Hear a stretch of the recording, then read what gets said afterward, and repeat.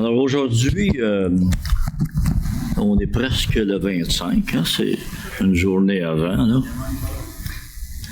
Alors on va évidemment, durant la période de Noël, comme ça, on aime parler un petit peu de la naissance de Jésus. Fait que j'ai quand même choisi un texte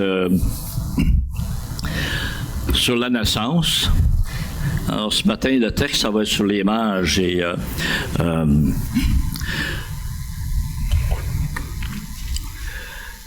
mais le titre du message, c'est pas les mages. Hein? Le temps de Noël, là, qu'est-ce qu'on entend parler beaucoup? Cadeaux. Les cadeaux. Et malheureusement, le siècle qu'on vit, le sens des cadeaux, c'est à peu près commercial. Et on fait des cadeaux. On ne sait pas trop pourquoi, tout le temps. Hein? Il y en a qui font l'échange des cadeaux. C'est devenu comme une routine. C'est devenu un fardeau. Mais la chose que... ça ne veut pas dire que les cadeaux, l'idée de faire des cadeaux, le principe des cadeaux, c'est mauvais. Ça a sa place. Mais je pense que, quelque part, il faut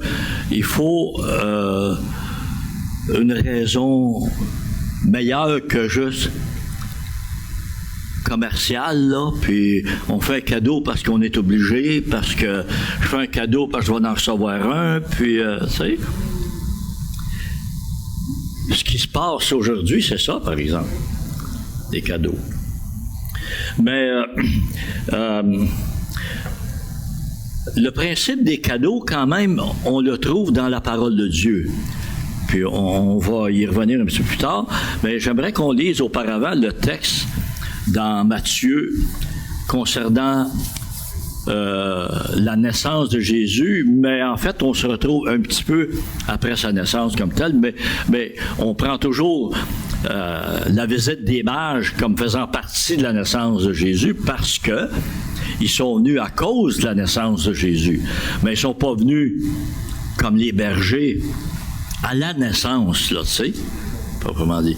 Ils sont venus, on estime, possiblement tout près de 2 ans après, là. Hein? Pour cette raison que Hérode, quand on lit dans les Écritures, il a demandé, parce qu'il était bien fâché, puis là, il a demandé de tuer tous les bébés en bas de 2 ans. Alors, on lit dans Matthieu, chapitre 2, à partir du verset 1, « Jésus était né à Bethléem, en Judée, au temps du roi Hérode. Des mages d'Orient arrivèrent à Jérusalem et dirent, « Où est le roi des Juifs qui vient de naître? Car nous avons vu son étoile en Orient et nous sommes venus l'adorer. » J'aimerais peut-être juste faire une petite pause ici, parler un peu des mages, les mages d'Orient. Se situer dans le contexte biblique par rapport à ce qu'on a évolué au milieu de la chrétienté, là. Par exemple, on dit 3 mages,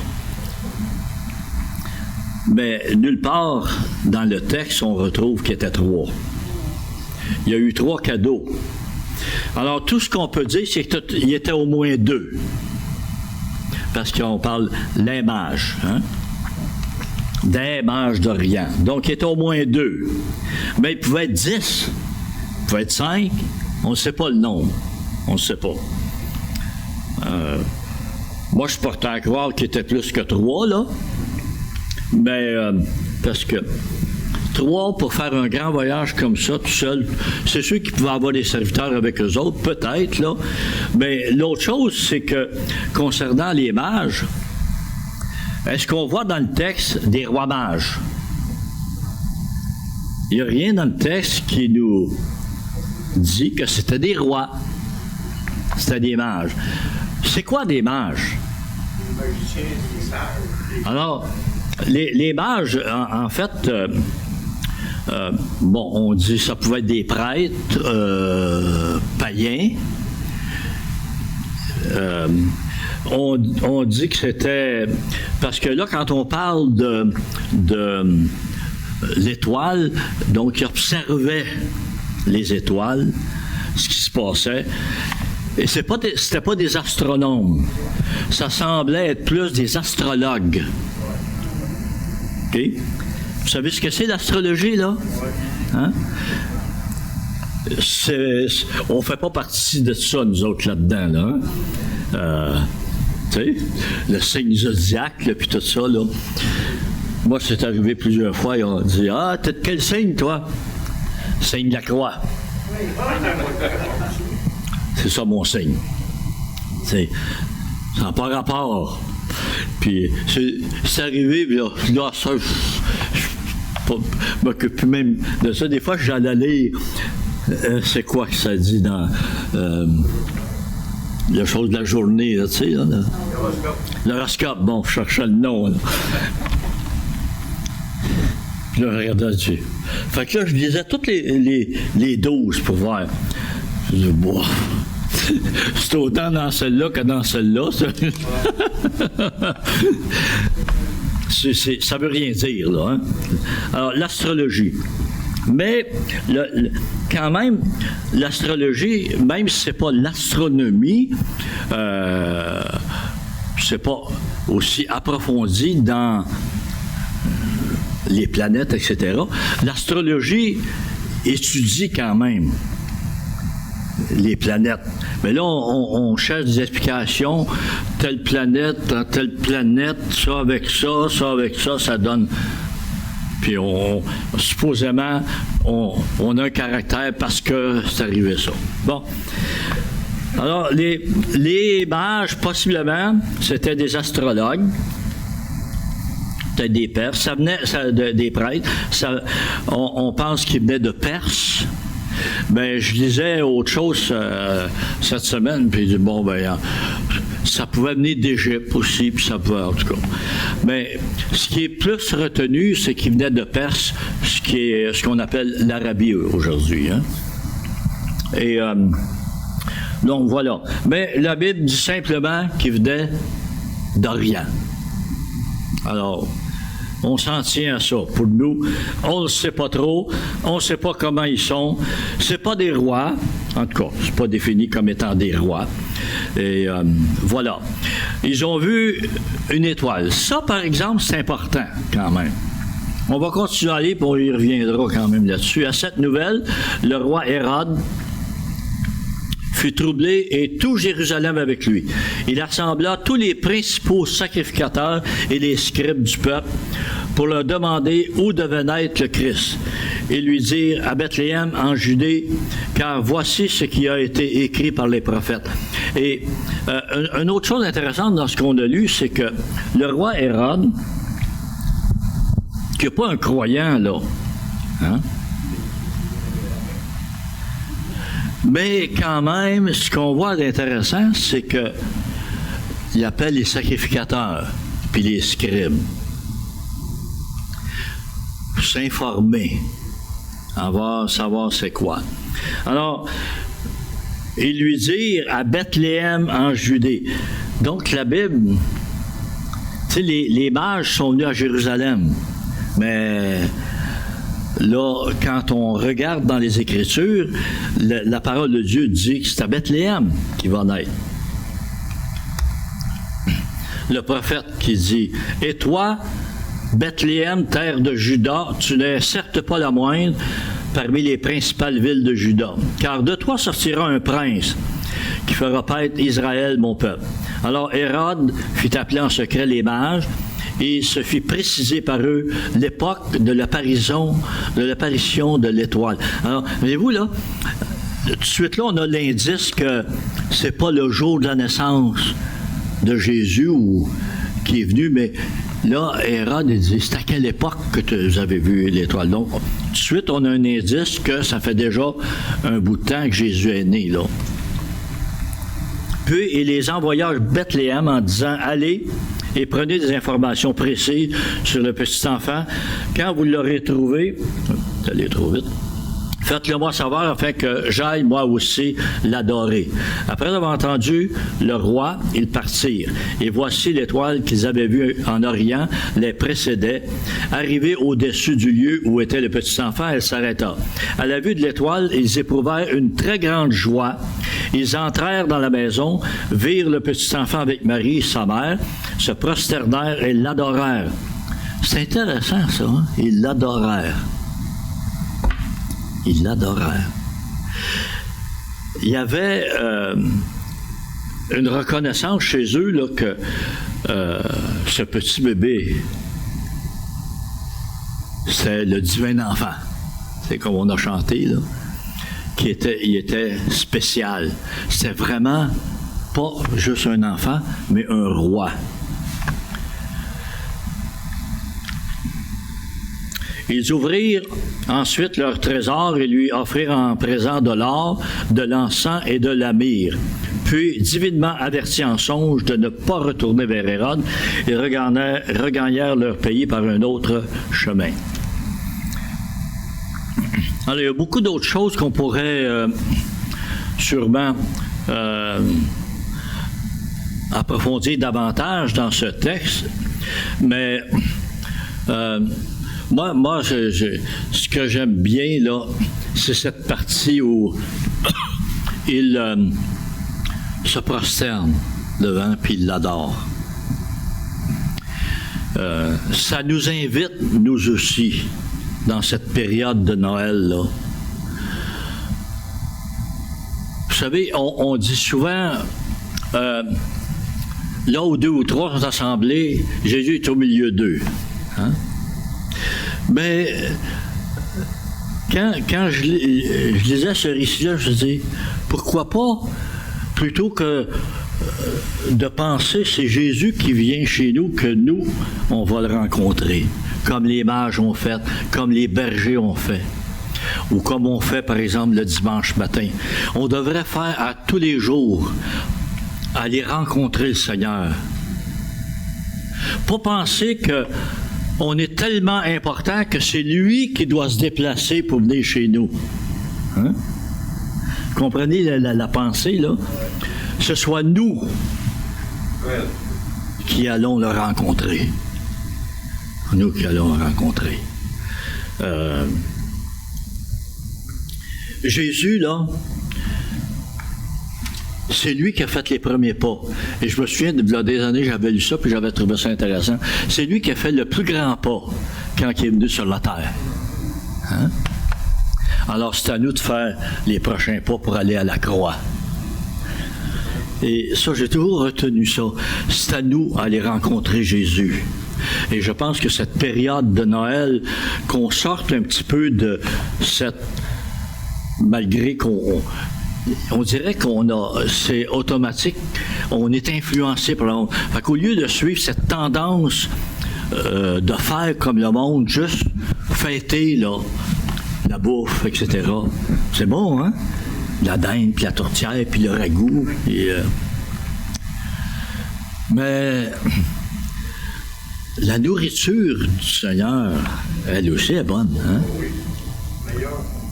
Alors, à Noël, pour avoir un bon repas avec le Seigneur, hein? Le Seigneur, il dresse une table devant nous. Hein? La bénédiction est là. C'est à nous d'aller à sa rencontre pour recevoir la bénédiction du Seigneur.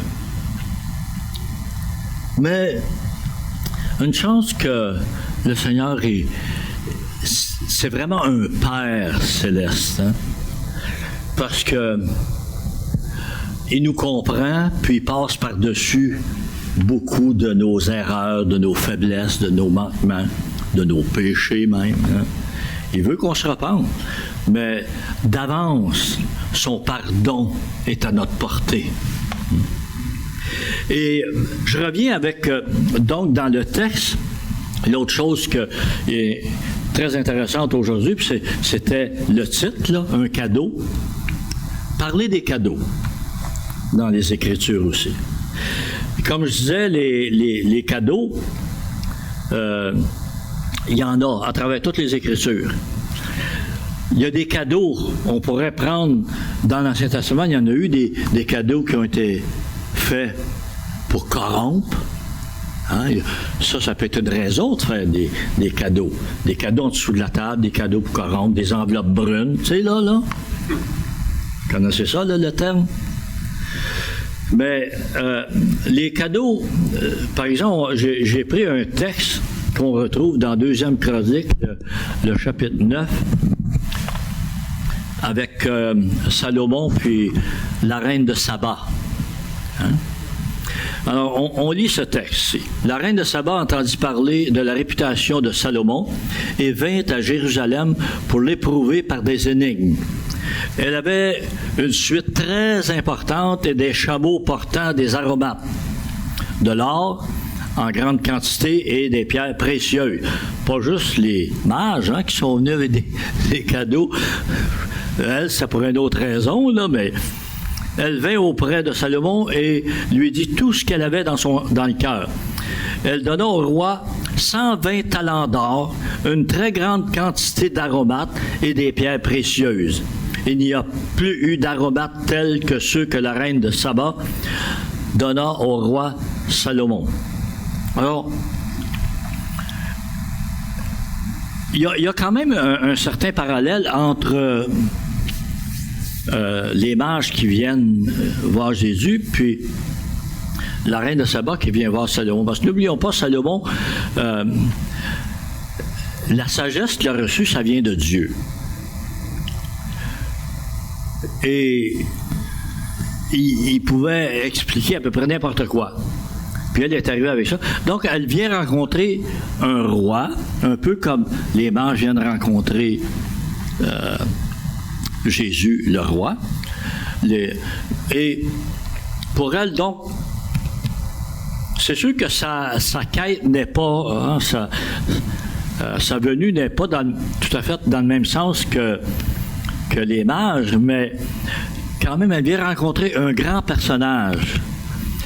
Il n'y a pas eu d'étoile, mais il y avait une réputation qui avait traversé les frontières. Salomon était réputé partout dans son temps comme un homme qui n'en avait pas de pareil. Et là, elle est venue avec des énigmes, puis etc. Probablement qu'elle avait certaines questions personnelles qui la troublaient aussi. Puis la parole de Dieu nous dit que Salomon, il a tout expliqué, tout ça. Elle a été éblouie par Salomon. Et elle est venue avec des cadeaux, des cadeaux, plein de cadeaux, 120 talents d'or. Là, je ne vais pas revérifier comment ça représentait d'argent, mettons, comme aujourd'hui, mais en tout cas, c'est pas important, là. Une très grande quantité d'aromates et des pierres précieuses. C'est un peu comme dans les mages, hein? Il y avait différentes sortes de cadeaux. Il y avait des aromates comme l'encens, la myrrhe qui a été donné, là, et des pierres précieuses. Et ça nous dit que les aromates, c'était de qualité exceptionnelle. Et l'autre chose qu'on retrouve au verset 12, juste un peu plus loin, ça nous dit « Le roi Salomon donna à la reine de Saba tout ce qu'elle désira. » Pas juste les réponses, mais ce qu'elle demanda, plus qu'elle n'avait apporté au roi. Puis, elle s'en retourna pour aller dans son pays, elle et ses serviteurs. Donc, le roi Salomon donna à la reine de Saba tout ce qu'elle désira, ce qu'elle demanda, plus qu'elle n'avait apporté au roi. Alors, Salomon a donné plus à la reine de Saba. Donc, tu sais, on dirait, l'échange, l'idée d'échange de cadeaux, là, ça fait longtemps que ça existe, hein? Et où, là? Dans le temps de Salomon, ils ont fait ça, l'échange de cadeaux. Et c'est là que moi, je voulais quand même faire un certain parallèle d'un sens, mais d'un autre côté, se distinguer par rapport à ça, l'échange des cadeaux. Quand on donne un cadeau, moi, ma pensée là-dessus, c'est qu'on devrait donner un cadeau à quelqu'un qui en a vraiment besoin.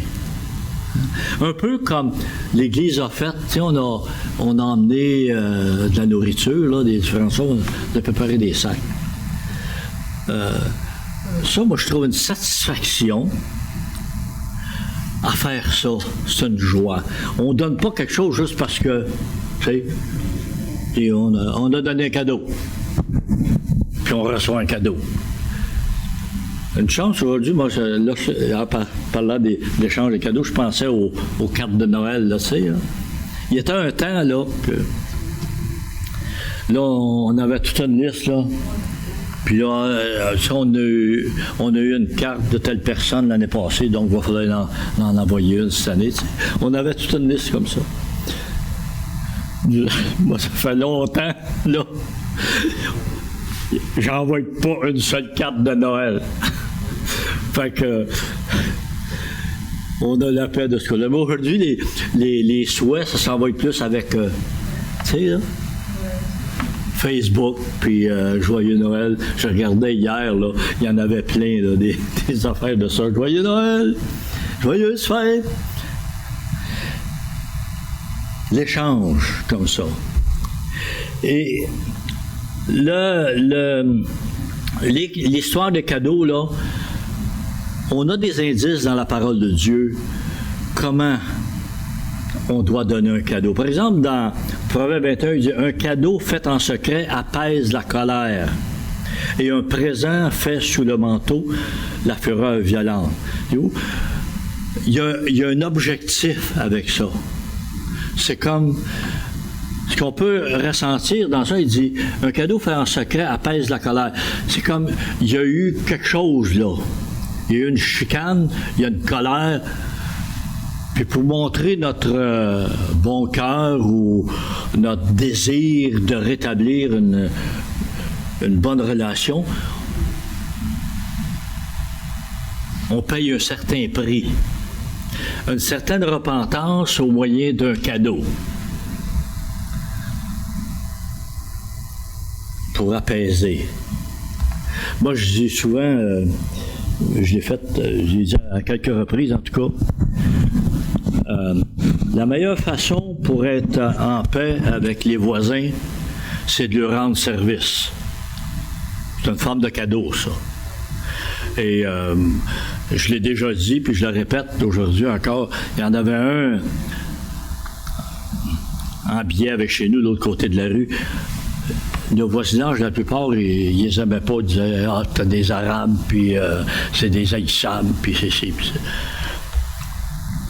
Moi, je vois encore, mais là, c'est plus lui qui est là, c'est plus eux autres, c'est d'autres, ça a changé. Et je vais encore déneiger, mais j'ai commencé à les déneiger. Moi, j'ai un petit tracteur, hein, puis c'était un de mes meilleurs amis dans le coin. Il était mécanicien, puis il dit « Hey, s'il y a de quoi après ton tracteur, tu as besoin de te faire réparer, là, il dit « Moi, je suis mécanicien, il dit « Je vais te faire ça. » Et je l'ai gagné comment? Comme ami, juste en lui rendant service. Moi, ça me coûtait pas cher, là. C'est une forme de cadeau. Et c'est de ça qu'on parle.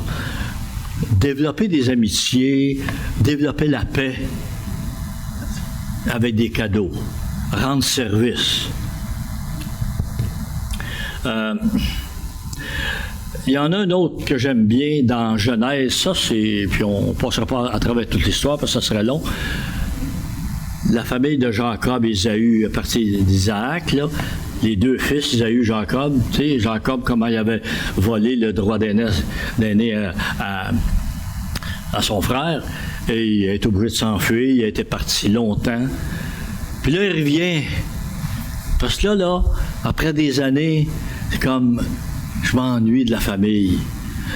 C'est le temps des fêtes, là, on va aller manger le réveillon chez mon père. Alors, Jacob, il veut revenir chez eux, mais là, il sait ce qui l'attend. En tout cas, il pense savoir ce qui l'attend. Et il est vraiment inquiète, là, de la réaction de son frère Ésaü. Et puis là, quand il revient, puis que son frère arrive, là, il y a des cadeaux pour son frère.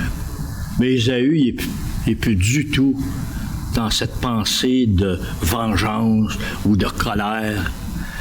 Lui-même, c'est comme il a appris par la vie, etc. Il reçoit son frère à bras ouverts, puis il n'en veut pas de cadeau. Il dit, je n'ai pas besoin, je suis riche, puis tout ça. Mais Jacob dit, non, prends-les, je veux absolument. Puis, en tout cas, Ésaü les a pris, mais c'est un cadeau de réconciliation. Hein? Un cadeau vraiment de repentance, lui. Comme il reconnaissait qu'il avait mal agi, puis il voulait faire le sacrifice. Parce que dans l'Ancien Testament, n'oublions pas, le principe de la repentance, c'est faire un sacrifice. Alors, c'est un peu ce que Jacob a fait. Et ça nous dit, quand Jacob il dit au verset 11, ici, chapitre 33 de Genèse, il dit, « Prends donc mon cadeau qui t'a été offert, puisque Dieu m'a comblé de grâce et que j'ai tout ce qu'il me faut. » Il insista tant auprès de lui qu'Ésaü accepta. Hein, accepta. C'est une autre chose que j'aime bien. Ésaü, là, il était un petit peu comme moi face aux cadeaux qu'on m'offre. J'aime pas ça, recevoir des cadeaux. Hein? J'aime ça donner des cadeaux, mais j'aime pas les recevoir. Mais faut les accepter. Hein? Faut les accepter. Il y a quelqu'un hier qui m'a donné une carte Tim Hortons parce que j'aime ça, un petit café Tim Hortons. Puis, hein? J'ai dit, ben non. Ça, c'en est une, ma voisine, donc, elle est toute seule, elle, puis je vais, pas son entrée, parce qu'elle a un abri tempo, mais je vais faire le banc de neige. Toujours un gros banc de neige devant chez eux. Donc, elle m'a donné une carte. J'ai dit, non, j'en veux pas de cadeau, je n'ai pas besoin, puis j'ai dit, moi, je fais ça parce que ça me fait plaisir. Non, hein. Fait que, ben, j'ai dit, je sais qu'il faut les accepter, les cadeaux, je vais l'apprendre, là. Ben, c'est ça. Et c'est un peu ça qui s'est passé avec Ésaü. Donc, quand quelqu'un nous offre un cadeau, on l'accepte, on remercie, puis on garde le sourire. Amen. Il y a un autre que j'ai pris dans l'Ancien Testament. Et remarquez que ce que j'ai pris, par exemple, c'est tous quand même des cadeaux positifs, là. C'était correct de faire des cadeaux comme ça. Il y en a d'autres dans l'Ancien Testament que... Puis je n'ai pas touché à ceux-là, là. On ne veut pas toucher à ça. Hein? 1 Samuel 30... à son arrivée à Tsiklag, David envoya une partie du butin aux anciens de Juda, à ses amis, en leur adressant ces paroles. « Voici pour vous un cadeau sur le butin des ennemis de l'Éternel. » Verset 27, il dit, « Il fit ainsi des envois à ceux de Bethel, à ceux de Ramoth, du Négeb, à ceux de Yassé, puis il y en a d'autres places mentionnées, mais j'ai sauté un peu, et à tous les endroits que David et ses hommes avaient parcourus. » Alors, ça, c'est des villes où il avait passé, mais là, il avait été contre un ennemi, puis il avait remporté le butin, que l'ennemi, beaucoup de butin qui avait été volé aux Israélites, David a tout ramené, plus le butin de l'ennemi, les possessions de l'ennemi. Il y en avait beaucoup. David, au lieu de garder ça pour lui, ou juste son petit groupe, parce qu'il y en a, c'est ça qu'il voulait, hein? qui ont conseillé. Je ne l'ai pas pris le verset, mais si vous allez lire tout le récit de 1 Samuel 30, voyons, il y en a qui ne voulaient pas ça. Mais David, lui, il voulait partager. Il voulait bénir. Hein? Des cadeaux de bénédiction. Et c'est ça qu'on doit faire. Comment Paul il dit, votre superflu pourvoira aux besoins des autres. Pourquoi qu'on ne partagerait pas quand on a un peu plus avec ceux qui en ont besoin? C'est le principe de la parole de Dieu. Hein? Principe de la parole de Dieu. Jacques, le chapitre 1, le verset 17. Tout don excellent et tout cadeau parfait viennent d'en haut du Père des Lumières, chez lequel il n'y a ni changement, ni ombre de variation. S'il y a un cadeau qui est bon, c'est ce que Dieu nous donne. Et il dit, c'est un don excellent, c'est un cadeau parfait. Ça vient d'en haut, du Père des Lumières. Et s'il y a un cadeau qu'on a besoin, c'est le cadeau qu'il a pourvu par la naissance de Jésus. C'est pas le 25 décembre peut-être, mais on le fête là. On ne sait pas la vraie date, mais ça vaut une date, en tout cas. Le 25, ça vaut un autre jour. Et c'est ça. Et Dieu offre un cadeau. C'est un cadeau indispensable. Merci Seigneur, parce que moi je l'ai accepté. Et que je pense que tout le monde ici l'a accepté aussi. Et j'espère que ceux qui nous écoutent sur Internet, c'est-tu diffusé aujourd'hui? Oui. Alors j'espère que vous allez recevoir aussi ce cadeau si vous ne l'avez pas déjà reçu. Jésus est né. Dieu l'a envoyé. Et Jean 3,16, il nous dit, un verset qu'on connaît bien, Dieu a tant aimé qu'il a donné. Il a donné quoi? Il a donné Jésus, son Fils. Il a donné son Fils, afin que tous ceux qui croient en lui, qu'ils reçoivent la vie éternelle. Jean 3,16. C'est le cadeau de Dieu. Il ne peut pas avoir de plus grand et de plus important cadeau que celui-là. Noël, donc, ça devrait être pour nous une fête extraordinaire. Un peu comme Vendredi Saint puis Pâques, là. La résurrection de Jésus. Mais la naissance devrait être très important pour nous. C'est là le cadeau qui a été mis à notre disposition. C'est ça que les bergers sont venus recevoir, ce cadeau. Ils l'ont reconnu et ils l'ont adoré, Dieu, à cause du cadeau qu'il leur faisait. Les mages, c'est la même chose. Alors, dans cette période de Noël, moi, je ne dirais pas cette période des fêtes, comme on a tendance à faire aujourd'hui, enlever toute la valeur à Noël. Noël, cette période de la naissance de Jésus, acceptons son cadeau dans notre vie, qu'il soit notre Sauveur et Seigneur. Pas juste le jour de Noël, mais à tous les jours de l'année. Hein?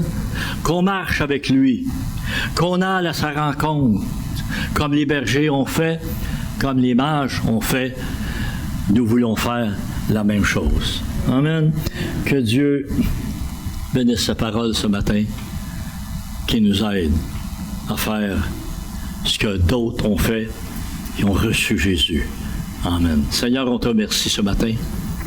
On te remercie parce que ce matin, nous sommes venus dans cette place pour te rencontrer et pour t'adorer. Nos rencontres du dimanche matin sont particulièrement pour te rencontrer, pour t'adorer, pour louer ton nom, pour reconnaître que tu es notre Dieu Tu es notre Sauveur et nous voulons que tu sois notre Seigneur. Nous voulons marcher avec toi en obéissant à ta parole, jour après jour, Seigneur, et grandir dans tes voies afin d'être agréable à toi. Nous le faisons par la foi, confiant que tu réponds à chaque besoin. Seigneur, tu as fait ce grand cadeau en venant sur la terre, mais tu as encore plein de cadeaux pour ceux qui viennent te rencontrer. Ta grâce est infinie. Ta grâce est infinie, Seigneur. Ton amour est profond, insondable. Merci, Jésus, pour tout ce que tu as fait. Et Seigneur, tu connais les besoins dans cette période de Noël. Rencontre ces besoins par ta grâce, par ton amour, par ta puissance. Nous te remercions, Jésus, et nous voulons que ce soit au cœur même de ces célébrations que nous allons avoir à Noël. Amen. Que Dieu vous bénisse abondamment. On avait dit qu'on ferait une petite réunion pas trop longue, alors je pense qu'on s'en est tenu à ça ce matin. Amen. Gloire à Dieu.